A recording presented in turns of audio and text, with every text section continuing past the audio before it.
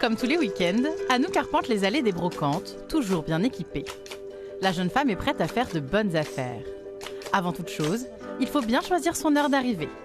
Quand tu arrives tôt, c'est là où il y a le plus de choix.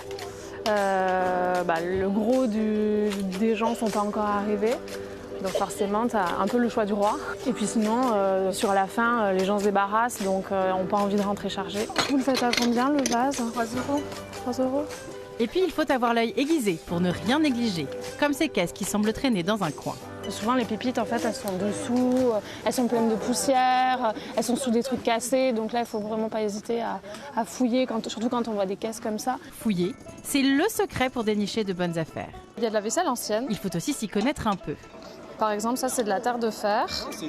C'est assez recherché en ce moment. La vaisselle ancienne, en fait, il ne faut vraiment pas hésiter à la manipuler et à retourner pour voir si derrière, il y a le nom d'une manufacture, il y a une inscription. Celle-là, c'est un design de style danois.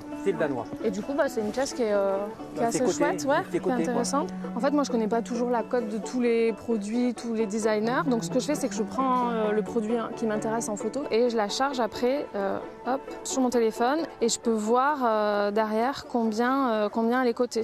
Et puis, il faut toujours tenter sa chance et négocier avec le sourire. C'est quoi votre meilleur prix? 9, je sais. C'est pas le meilleur, ça. Je dis à 8, allez. Bon, allez.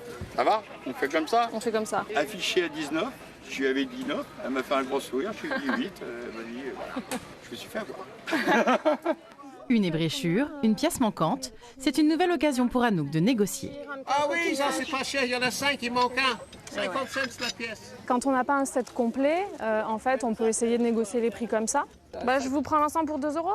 Pardon? 2 euros? 2 euros, oui, vas-y. Pour la jeune femme, la seconde main, c'est un mode de vie.